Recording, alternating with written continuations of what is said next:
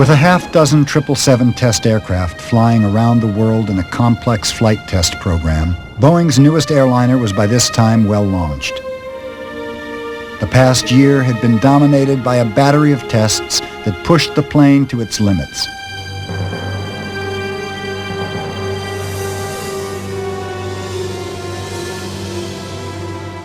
But the most extreme test of all was still ahead. In the interests of technology, one whole plane would be destroyed. The engineers needed to know if the 777 wings could survive the strongest forces that turbulence or bad handling could produce. They were also interested in whether the same wing design could be used on future, heavier versions of the plane. It would be a simple question to answer, using a plane specially built for the purpose. They would just attach strong cables to the wings and pull upwards until they broke.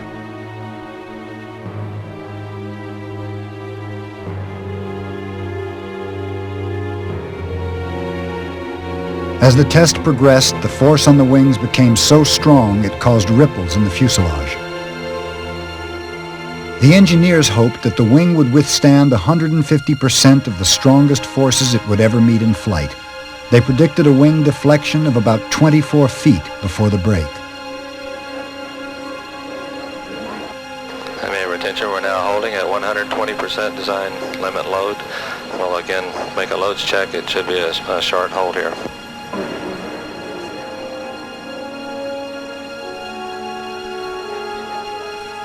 As the tension in the wing increased, the crowd of observers, including many of the people who had lived with the plane for more than 4 years, fell quiet. Full condition 15 and 75 seconds, starting the ramp now. May I have your attention, we're now loading to 130% of design limit load. The ramp rate is again 75 seconds. Although he was no longer the leader of the team, Alan Mulally was also there to watch.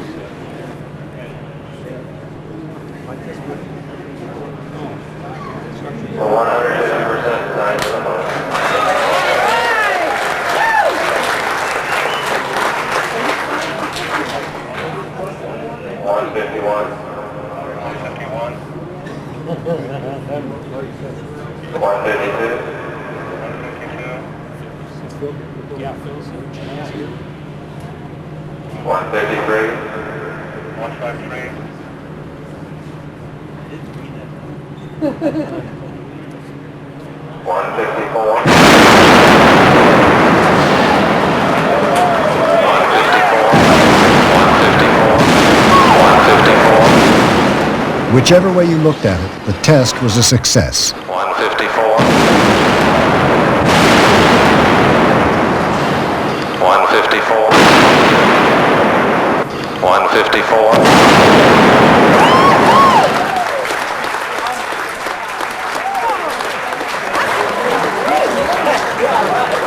We did it! How are you? What a deal! You make me so proud! The failure mode was, as predicted, compression buckling in the upper panels. We had the failure at about the location we predicted on the right wing. On this side we didn't see the left wing very well, but the observers indicate that the fracture occurred there simultaneously in the same location. But anyhow, thank God it's over. Although the half-dozen test planes were flying all day, every day, United Airlines managed to persuade Boeing to lend them one for a night so they could film a commercial. They wanted to attract passengers, which was, after all, what plane making was all about. One of the things we really wanted to do was show the details of the plane, the features of the plane, the entertainment features, the roominess, the space. And we figured we needed to get somebody, something, some way of taking us through the plane. And as we were just kicking around ideas, and we thought, well, let's see, the planes from the Pacific Northwest, what else, what indigenous thing of the Pacific Northwest would work? And we kind of both simultaneously said, Bigfoot. The process of putting the prosthetics on my face takes about 3.5 hours, and it feels like rubber glued to my face. But as you can see, it moves with every expression. I can be horrified. I can be happy and excited. And whatever I'm thinking, I'm suspicious of them around. The eyebrows move. Whatever I do, it immediately shows up.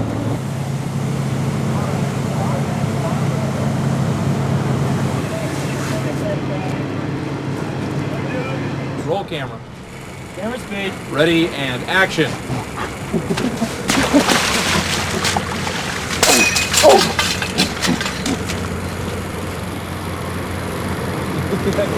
cut. Perfect. Yeah. I like it. Yeah, okay. You can speed it up. Sorry. The publicity campaign had to be planned many months before the plane was delivered. It was an impressive display of confidence in the ability of Boeing to deliver the plane on a date that had been set 4 years before. But there was still one outstanding issue for Boeing that was to dominate the final few months before delivery. It threatened the ability of United to use the plane on the routes they had been counting on. Like airliners currently in service, the 777 was a twin-engine aircraft. Rules drawn up by aviation regulators control which routes a new twin-engine plane can fly, to make sure that it is never more than an hour from an airport in case one engine fails. The plane is expected to prove its reliability over 2 years or so of service before it can fly further afield. These regulations governed what was called ETOPS, Extended Twin-Engine Operations. To many Boeing engineers, they were a throwback to a former age of aviation. The original rule in the United States was drafted in 1953, the 1 hour restriction. And that rule was based upon the reliability of the piston-engined airplane. The broad spectrum of today's airplanes, and not just ETOPS airplanes, has engines that are at least 10 times more reliable than those engines, and an accident rate related to engines that's at least 60 times better. Boeing's target for the 777 was 180 minutes ETOPS. They wanted the Federal Aviation Administration, the FAA, to allow the plane to fly up to 3 hours from the nearest airport from the day it went into service, rather than 1 hour. These maps show what a difference that would make to the routes the plane could fly. The dark blue areas are forbidden airspace to a 60 minutes ETOPS plane. They are further than an hour from the nearest airport. Only with 180 minutes ETOPS is a large twin like the 777 free to fly almost anywhere its owners want. Boeing wanted 180-minute ETOPS from the moment the plane was delivered to customers. They proposed to the FAA that they set aside one whole plane to take on 1,000 cycles of test flying, with a cycle being takeoff, cruising for a certain period of time, and landing. This would simulate 1,000 scheduled flights, more than a year's worth of commercial flight time. When they discussed this plan with the pilots' union, the initial reaction was skepticism. As a group, we're rather conservative because we do sit in the front end, and we're going to experience whatever happens, we're going to be there. So we tend to be very conservative, and we will almost categorically get up and say, we're not sure about this. That's just a good answer for us. But after that, we were asked to participate in the process, and they, being the FAA, Boeing, came to us and said, "What are your objections?" And we said, "Well, gee, we don't want to go out there with an untested product."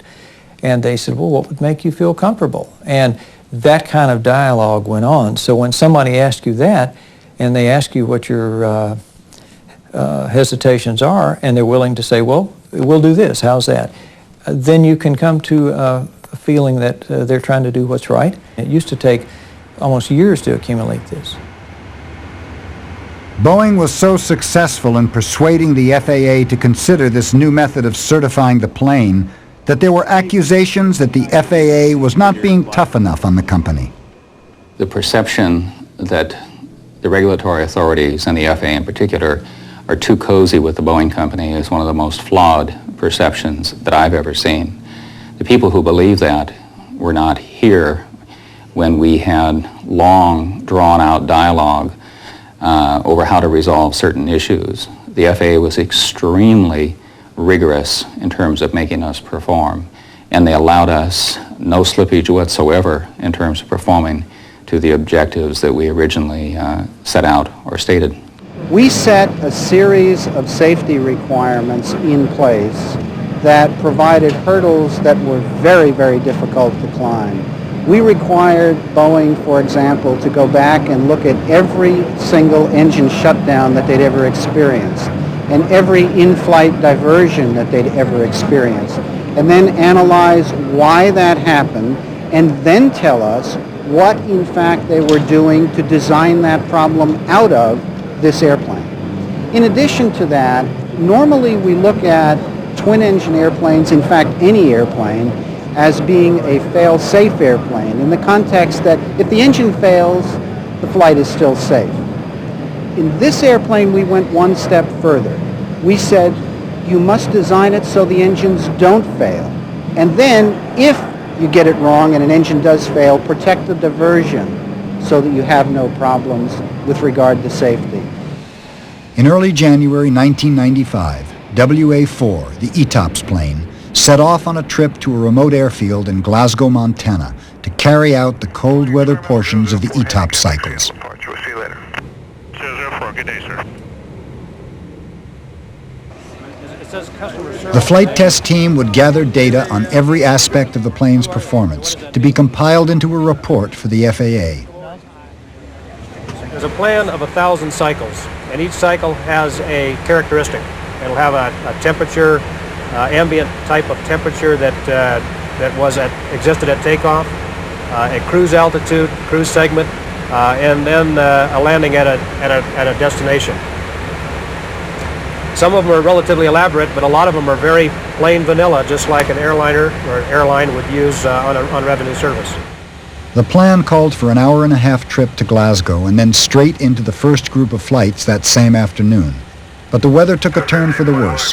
Fog covered Glasgow Airport, and it looked as if the pilot might have to go around once or twice before he'd be able to land. I'll stay primarily on instruments. Approaching decision height, I'd like you to concentrate on the runway. Let me know if you see the runway. All right. Okay, you're going to call approaching minimums and decide at minimums, okay? Okay. If I haven't called landing, then it's automatic go around. Ready to go.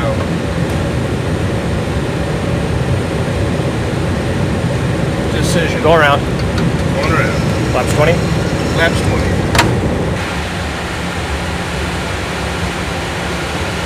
Decision. Go around. Going around. Nothing out there. Flaps 20. Flaps 20. Now we're going around.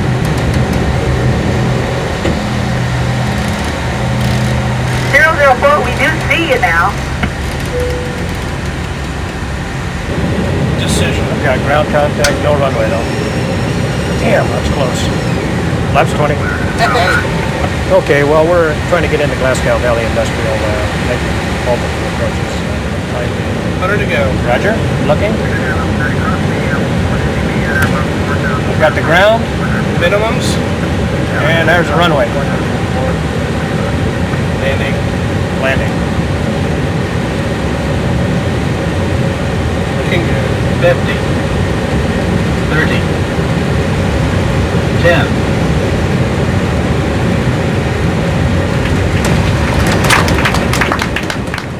The plane was an hour-and-a-half late, but that didn't matter as much as the fact that the fog might get even worse. That could mean taking off to start their cycles and not being able to land again. There was also the problem of the cold weather, the very reason they'd come to Glasgow. Right now there's a number of taxiways that are closed because we haven't snowplowed them yet, but we'll be working on that when you guys are up in the air. Please call in about 15 minutes before you're going to land so that, all the time, so we can make sure the runway's clear. And we have to do an animal check to make sure there's no deer or animal on the runway at night. So we'll run a truck down the middle of the runway before you land.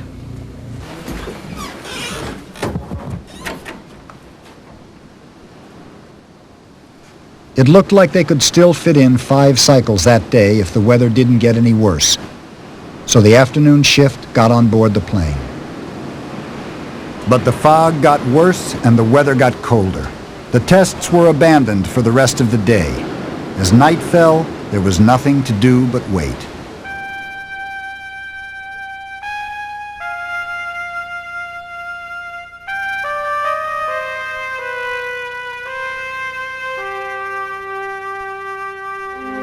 The following morning, the weather had improved enough for the tests to begin. They completed 5 takeoffs and landings by noon. In the coming weeks, the 777 would have to do this another 900 times without any major problems if Boeing was to convince the FAA to grant the urgently needed 180-minute ETOPS.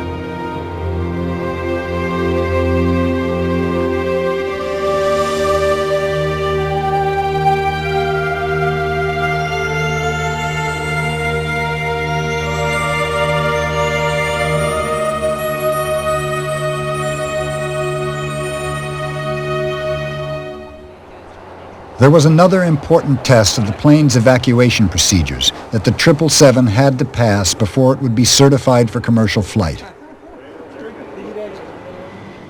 Boeing and United had to prove that they could evacuate a full plane load of passengers and crew through just 4 of the plane's 8 doors in 90 seconds or less without serious injury.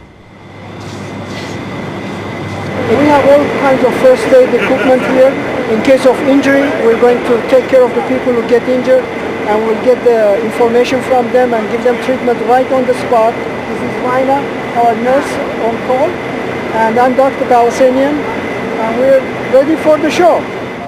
The passengers, all volunteers, were led through a covered tunnel into the plane so they wouldn't know which of the escape doors would be used. The FAA required that the test take place in total darkness except for the plane's emergency lights. To record the event, a regular camera was mounted outside the plane. It would record what was visible to the human eye. Inside the plane was a special infrared camera that could see in the dark. It would show what was happening to the passengers. The plane had been fitted with all economy seats for a maximum capacity of 420, with passengers ranging from 16 to 70 years old. Plastic dolls were used in place of children. To make things more realistic, luggage was strewn in the aisles. Every passenger wore a number to help the FAA and Boeing analyze the videotape of the event. Support personnel are doing a final check of the plane, and we are about ready to go. I just heard the announcement that they want us to get ready because lights are coming off pretty quick. Thank you. The emergency began when the lights went off.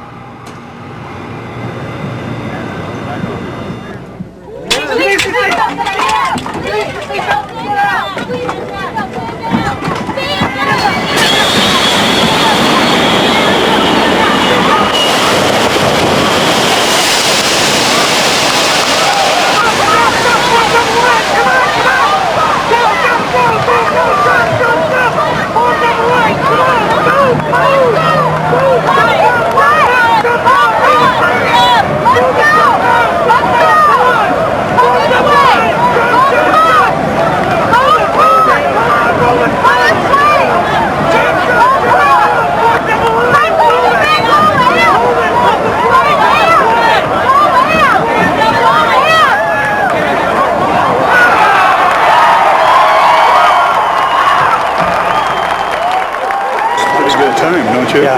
About 84 seconds. Way to go, team. Fun, actually. Yeah, good.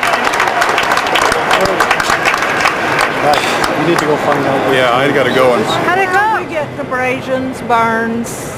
The slides are plastic, and when they come down, if they forget and put their hands down, they get burns. Hopefully, everybody took off their pantyhose and things like that because that increases the heat. Synthetic fibers. Only one person failed to walk away. She got a cracked rib from another passenger's elbow. Of the 420 passengers, 419 got out in the required 90 seconds. One passenger balked and had to be thrown down the slide after the time limit had expired. Well, it's a quick look report. Looks like 3 doors made it well within the time limit. One person appeared to be a balker at door 4, and so there was the last person had a big gap, so we'll have to go look at the film on that. The plane's evacuation procedures were eventually certified for 419 passengers. If an airline later decided they wanted to squeeze in one more, the test would have to be repeated. Boeing was reminded of the scrutiny they were under when local news shows highlighted a problem that had occurred on a test flight. Emergency vehicles surrounded this 777, the pride of thousands of Boeing workers, after the plane made an emergency landing at 3:21 this afternoon at Boeing Field. Paramedics took 3 injured engineers off the plane and sent 2 of them to Harborview Medical Center. Boeing says it all started while the 777 was on a test flight 30 miles north of Boeing Field at 43,000 feet. In the test, engineers were running the plane on battery power only. Suddenly, a clamp for an air conditioning duct failed, and the cabin rapidly depressurized. The pilot then put the plane in an emergency dive, dropping 30,000... The passenger cabin lost pressurization through a faulty valve in the belly of the plane. There was a last-minute scramble to fix it. About 9 o'clock that night, I'd been home, and I was supposed to have the next day off. My boss called me up at 9 o'clock and said, "Oh, by the way, would you mind coming in and go to work tomorrow?" And we pretty much worked the weekend to get to understanding of the problem and to figure out our plan. An air conditioner off to the right was pushing cooled air into the cabin through a valve on the left. This clamp came loose and the air in the system rushed out downwards. The valve slammed shut to prevent the cabin air escaping. But at that height, the pressure difference was so great that the valve flap broke and the cabin depressurized. When the airplane landed, this duct was, this coupling was off, this coupling was off, and this coupling was off, and this whole part was jammed up against the lower surface of the wing, and the flapper itself was at the back of the pack. So when we opened the pack door, it fell out of the airplane. The same clamp failed the previous day on a flight to Hawaii. The plane was at a lower altitude, so the damage was not as great. Miscommunication played as big a part as engineering when the team tried to find out whose fault it was. That's a real tough one to answer because I think it's really a combination because we, Boeing, set down the requirements and then our suppliers go about showing us how they're going to meet our requirements. And this is one that they said they would meet our requirements and they did. And I guess right now I'm not sure. I think it's kind of a little bit of we didn't understand what they told us they were going to test and they didn't quite understand what we told them we wanted. And so it's kind of a two-way street. It's really hard to say that our supplier was at fault or we were at fault. It's really, I think, a combination of the two. The FAA restricted the other test planes to 25,000 feet until Boeing had redesigned the clamp and the flap. A month before delivery, the 1,000 cycles tests were in the 900s, and WA-4, the ETOPS plane, flew to Hawaii. The remaining cycles would be flown by a crew from United Airlines to show the FAA they could operate and maintain the plane on a schedule. Captain Wally Tweeden arrived to fly the plane back to Washington, D.C. to find that WA-4 had been delayed on its previous leg. It's doing at 2014. We're going to try for a 9 o'clock departure. Okay. The plane landed at 8:10 on a tropical Hawaiian evening. In the week since the cold weather tests in Montana, it had crisscrossed the United States through a range of climates, taking off and landing at dozens of airports. Every aspect of the plane was put to the test, not only the engines, but the environmental control system, emergency oxygen masks, fire extinguishers, and the all-important fly-by-wire computers that had caused so much concern the year before.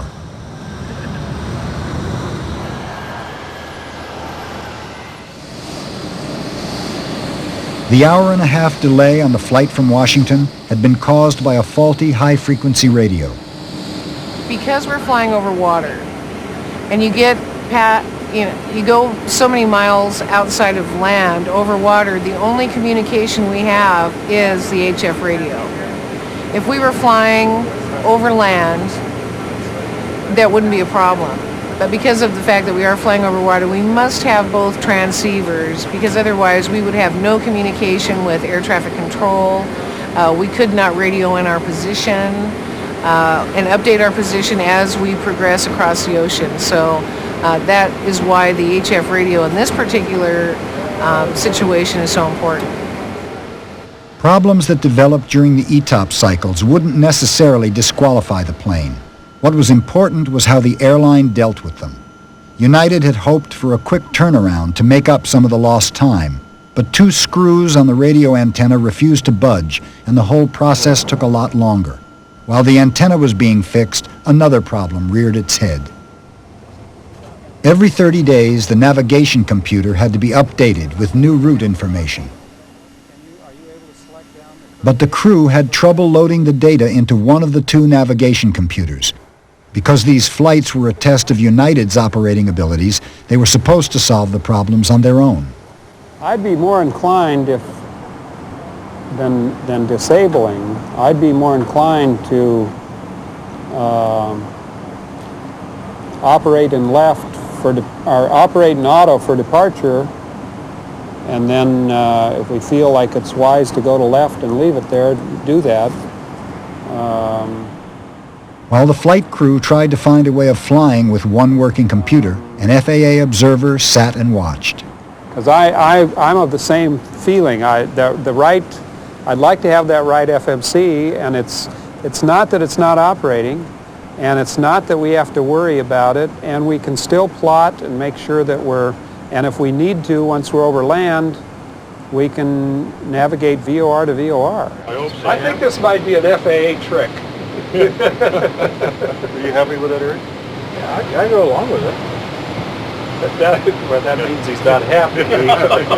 And I agree with your way of doing it. I mean, I don't know that they've made a phone call to Seattle, but have they? Okay. As they might do in normal operations, United was allowed to ask Boeing in Seattle for advice. What they could not do was consult the Boeing engineers on the plane, even though one of them was a computer expert who could have helped. Using the onboard Boeing experts would have been frowned on by the FAA. By midnight, Tweeden decided to let the maintenance people try to solve the problem before morning. Well, I finally just decided that I would just check with operations control, because if it was going to get delayed much more, we were going to have to rest. And the sooner we get started, the better we are tomorrow. During the night, two things happened. United ordered a new computer from San Francisco. When it arrived, the United maintenance crew solved the problem by swapping the new one for the old. The following morning, the test crew boarded Flight 9432 from Honolulu to Washington.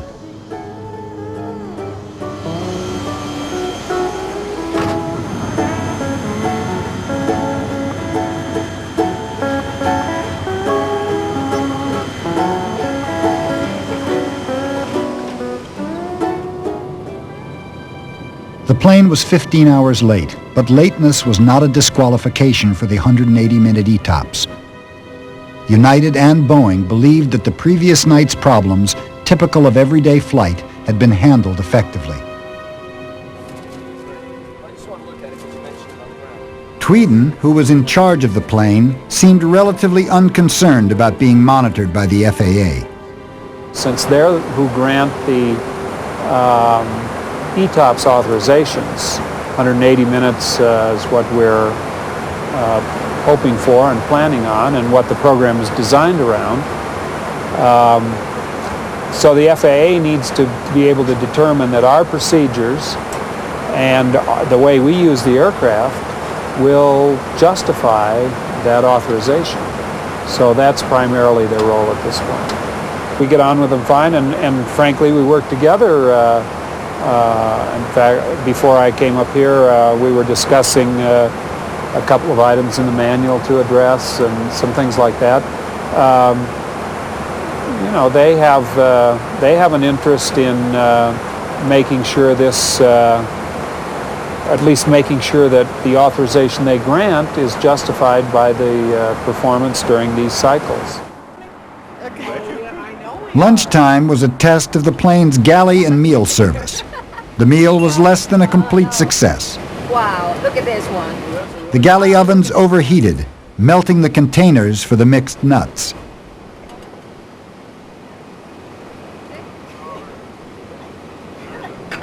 For Bob Ireland, in charge of these ETOPS flights for United, the problems of the last 24 hours had taught him a lesson. Well, the lesson we learned last night was that we were ready, I think. The fact that something happened could have happened after 2 years of service. Might well have, same thing. turned out to be a hardware failure, and we handled it. It took a long time. In revenue service, the passengers might not have been inconvenienced for so long because we would have done something else with them. So that made it possibly more dramatic than it would have been to passengers on a regular flight. However, what we showed is that we were able to troubleshoot the problem and eventually get to a solution that was quicker than waiting for the parts to arrive, because our guys got inventive. They used their knowledge, their corporate knowledge that they had, and did something that wasn't necessarily written in the books. They were able to try something that worked. As the plane landed in Washington, it faced another 50 or so trips around the United States. Then there would be several weeks of analyzing the data before the FAA issued their ETOPS verdict. No one dared to believe that the certification would be denied, so United Airlines prepared for the purchase and delivery of their first plane. Like the owner of a new car, they wanted to make sure everything worked before they accepted it. See how this thing sits there and rides against this? That's going to sit there and flop in the wind, and eventually you're going to wear a hole in it, aren't you? The other condition. You guys want to bring that up on a customer pickup? The other condition. I'm here to verify for United Airlines that the airplane is working as we expected it to work, that everything is put together properly, and I'm sure that it's all been done by Boeing, but because we're paying a lot of money for the airplane, we'd like to have our own people make sure that in fact it's ready. Do you want? Okay, priority coming down.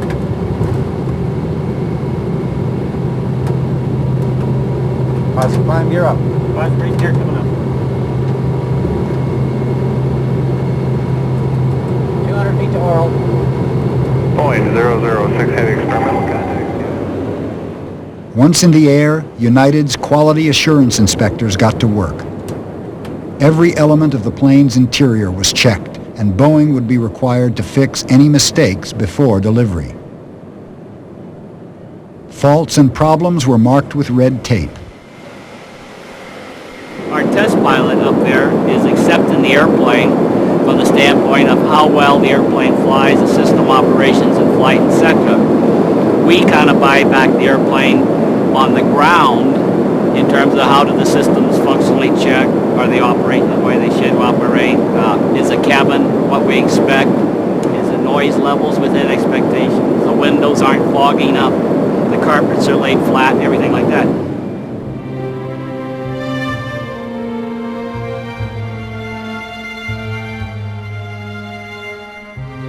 In spite of intensive efforts by Boeing and the subcontractors, United reluctantly had to accept that the sophisticated video phone computer system in every seat was not going to be completely ready for the inaugural flight.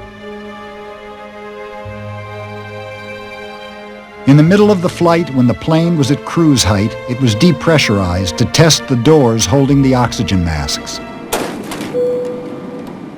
The masks themselves weren't meant to come down, but several did.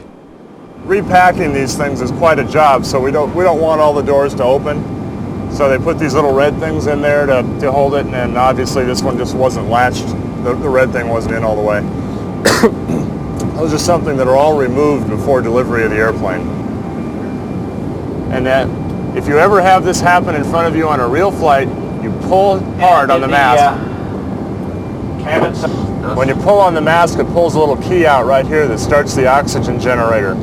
So you don't ever try to use the masks when they're hanging here like this, so nothing's coming out of them. Pull them down, and that starts the oxygen to flow. That's what the flight attendants tell you that nobody listens to before every flight. The complex flight deck was equipped with a huge range of warning systems that alerted the pilot when he was in a dangerous situation. Captain Peterson tested them one by one. See, I was going to go full cold right here and do all that stuff. If the plane got into a stall, one of the most dangerous situations when it was flying too slow to generate lift, there was a warning device called a stick shaker. A stick shaker is something that shakes a stick to tell you, hey, it's time to speed up. You're going too slow.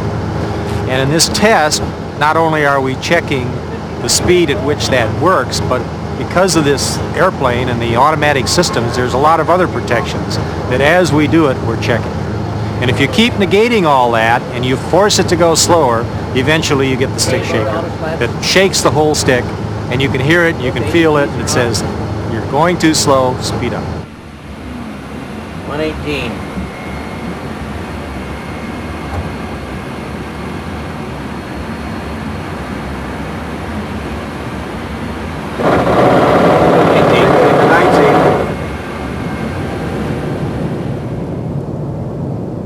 Another important check was on the fuel vent system for dumping fuel in certain situations. When you take off full of fuel going a long way, you actually weigh more than the airplane is stressed for landing. So if you have to turn around and land right away, you really need to lower your weight. So the only way we can do that is to jettison fuel. After a couple more hours of flying, including practice landings, the United team met to tell Boeing whether they would accept the plane or not. A Boeing pilot ran down the list of problems, or squawks, that United had uncovered. Basically a real clean airplane up front. We have 3 squawks. First one, using the airplane supplied headsets, and without keying the mic, we have an audio feedback heard whenever talking. And that just depends on how heavy you're breathing on the mic or not, and it may relate to that specific headset. Okay, second one, first officer's windshield wiper fluttering at high airspeeds. We didn't notice it during the first couple of times we were at high speed, but finally coming back across the mountains, it let go. And number 3, 3 latches on the ADP access door were open after flight. Really clean airplane. United have anything like to say about the back end? We certainly noticed a significant improvement in cabin noise levels between us and WAF 4. A number of us have been flying out on WAF 4 last month during EVIP, and big improvement noticed in the flight. The lavatory at door 4 left, and flush it, it just sounds like a hurricane. I mean, it's much louder than all the other ones. It sounds like there's some sort of adjustment can be made on that that anyone can recognize on the ground. Is that on one of your pickups? Did we write that? Yeah. We'll get the MCO. If that's it, I guess I'll make the unprecedented step of actually checking the customer acceptance off on this. Probably the first time in history. All right.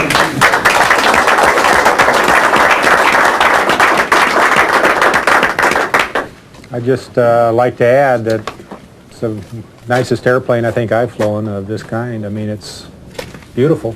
It'd be a fine one. Somehow, French pastry seemed like too mild away to celebrate the first Boeing plane ever to be accepted first time by a purchaser. After the pleasures of the test drive came the sticker shock. It was a surprisingly complicated process that involved lawyers and accountants in 4 states. A lot of money would change hands. Nothing would be done on faith. Where's the briefcase? With all the cash in it. I think there's a box in it, a big cardboard box.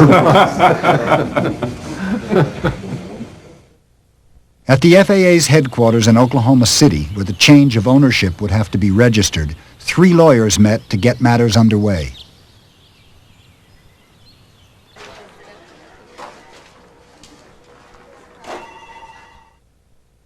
At Citibank in Delaware, where United and Boeing had accounts, the transfer of $100 million or so would take place. The computer keys would be pressed by Brian Todd. United Airline headquarters was in Chicago, and here lawyer David Olason would get the complex operation underway by starting the conference call.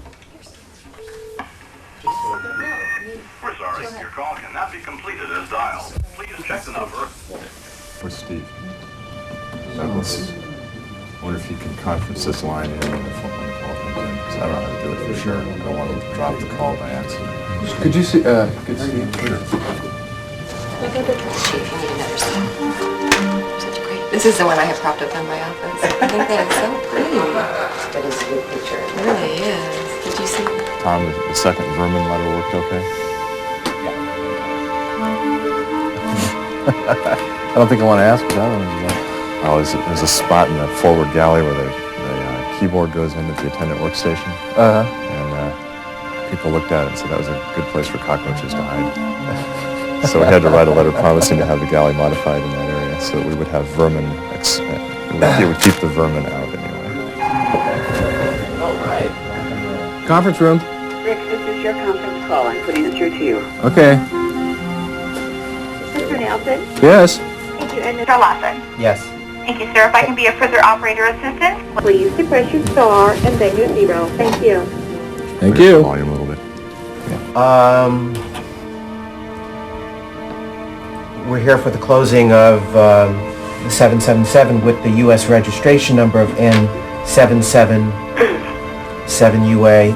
Bob Ireland, can you run through the serial numbers of the airframe and the engines? Okay, airframe serial number is 29616. We have two Pratt & Whitney PW4077 engines.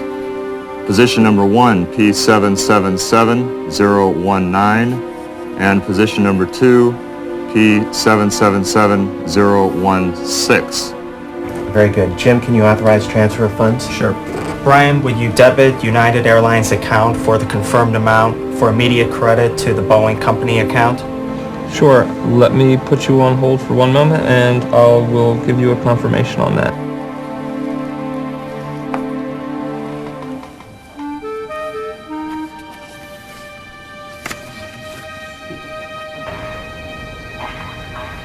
In each closing, they have outside the room, they have the name of the airlines. And then they always have all these nice trays of Danish and juices and fruits and here we sit. I know, it's going to take an hour. We never have had. I know. We sit here waiting for lunch. I should have paid. We should have bought something. Well, we were talking about that last week. We had an engine change. We haven't. Wouldn't allow that. David? David? David? Yes, I'm here. And for the benefit of the folks at Oklahoma City, the receipt from which I was reading had a misprint. The airframe serial number is 26916. That's much That's better. what we have on the bill of sale. That's what we have here. It's correct on the registration application. It's just wrong on the receipt, so we'll get these receipts reprinted. Okay. 26. Thanks, Joe. Yeah, it's not really even Well, that's what I that. thought. I didn't hear the first two digits. 26916. That 296, that's only 3,000 down the line from this one. It'll be a while. He'll get there, don't worry. Okay, I guess I have all parties on the phone. I do have a confirmation on the predetermined amount. Okay, Brian, this is Rick Nelson at Boeing. Correct. Would you please call our Treasury Department and inform them that the funds have been transferred? Boeing had taken great pride in a new and more open management technique based on trust. But that trust stopped short of the company's lawyers, who wouldn't release the plane until they were certain United's money was in their account. As soon as I get verification From our Treasury people, David, of the funds transfer, I'll go ahead and do that. I got some shrubs I'm trying to build a protective area for my hydrangeas. So. I saw some really pretty hydrangeas at home the other day. These are really pretty. Well, Pratt's had some real large ones too. That's where I got Mother's, was at Pratt's. Shirley? Yes. Shirley? Yes, sir. This is Rick Nelson. I authorize you to go ahead and date the bill of sale and release it to United for filing. Okay, I'm going to release the bill of sale from the Boeing Company to Boeing Sales Corporation.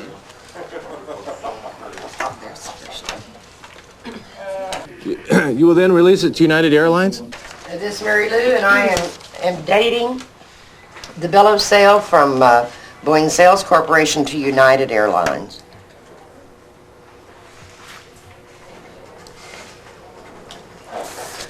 And I have now released that bill of sale. Thank you, Rick. Thank you, Shirley. Patty Hansen, will you?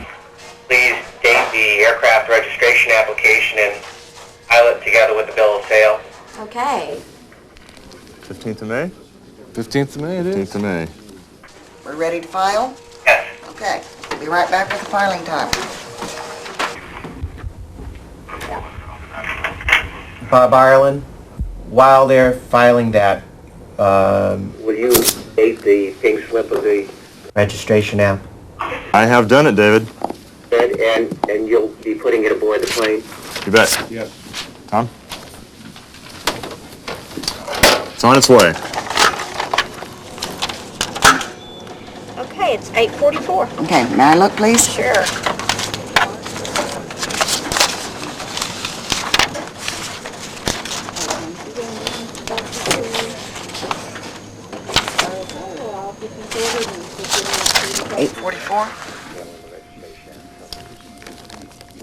David? Yes. This is Patty. The documents were filed at 8:44 a.m. CDT. Very good. Hey. I want to thank all who participated in the call. Big day. Have a good flight. Thank you, David. Thank you. Bye. Bye.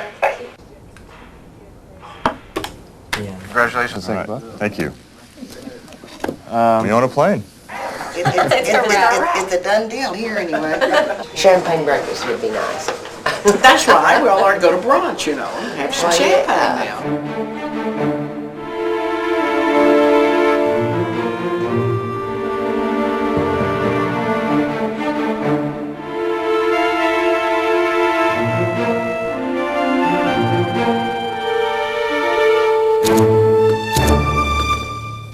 It only remained for Boeing to hand over to United the key to their first 777. Certainly not least, on behalf of the Boeing company, I'd like to present to you the key to your brand new 777 aircraft. But they still didn't know whether the FAA would approve it for 180-minute ETOPS. That decision was announced just 1 week before United's inaugural flight. Last night, I was provided a copy of the board's report, in which they recommend that based on successful completion of a most extraordinary series of tests, analyses, and flight demonstrations, the Boeing 777, equipped with Pratt & Whitney 4084 engines, be type approved for use on extended range operations up to 180 minutes from the nearest adequate airport. The 777 team was visibly relieved. They had proven their plane more reliable than any previous Boeing plane at entry into service. It was just in time for the hectic schedule of flights that United had planned. Now, for the first time, the new plane could do what it was designed to do, earn lots of money for the airlines that were buying it. United's inaugural flight took place right on schedule. The plane's phones still weren't working, but the airline didn't let that interfere with the celebration.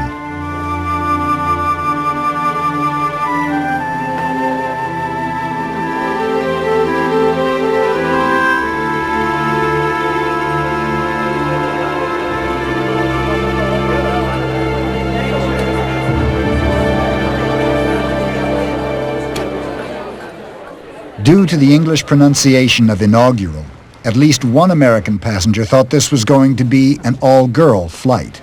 And we had heard that this was going to be an all-female crew today, and to include flight crew, that's what the woman at the confirmation desk. I don't want to disappoint you, but I saw the pilot. I worked for about 5 years on developing a part for the fly-by-wire system. Very small, but important part. There are 300 of them on each airplane. Very unique technically, and I thought it'd be a way to kind of, for our company and for me, to celebrate the success of that program and tell the engineers that I appreciated the work. So it's fun.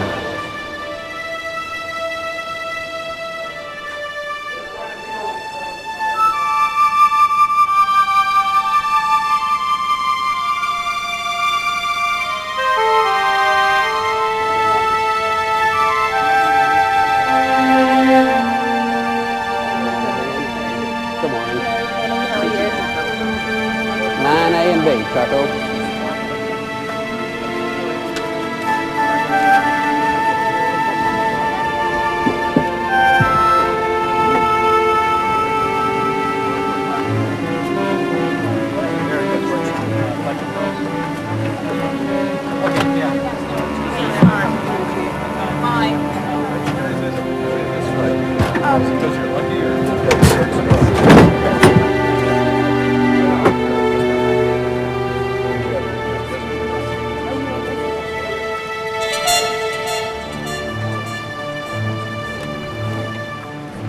There are 8 exit doors on the 777, 4 on each side of the airplane. And final customers, 12 first class, 47 connoisseur, 170, 170 in coach. 91 take off 27 right, the wind is 310 degrees, 12 knots.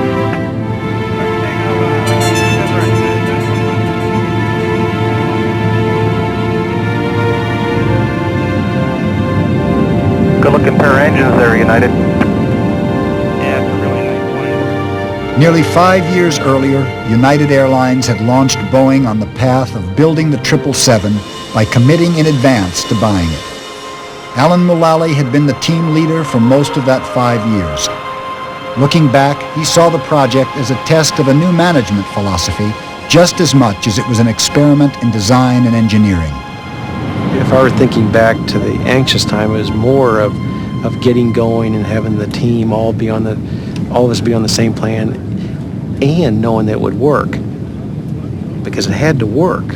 You know, if we simulated all the parts and all the parts started to arrive and they didn't fit, well, it would have been a great idea, but and if the airplane didn't perform well, and if the people really didn't like this environment, that they really wanted to go back to the way we took tests individually in the past, and we were fighting some human characteristic that we didn't know that doesn't really want to work together, well, I think it would have been devastating. And so the minute that the first indications that working together was working, the people were different and had so much more to offer when they're in this environment, and they were willing to share it and do it together. And the minute we saw the parts starting to fit together, and the minute that we had a glimpse that the airplane was going to be able to do what the customers wanted to do, then the rest was just holding on and fighting the day-to-day issues and helping everybody that did the whining, which was okay, to help them find a way to get it done. And to me, the whole rest of the program then was exhilarating. I mean, it had its ups and downs because of the issues, but I mean, it doesn't get any better than this. If you like to design complex, sophisticated, state-of-the-art, fabulous machines, they're going to get lots of people together around the world. I mean, it just doesn't get any better than doing a 777 program. And I'll look forward and try to find out or figure out a way over time to get myself in a position where I can do it again, because it's just so much fun.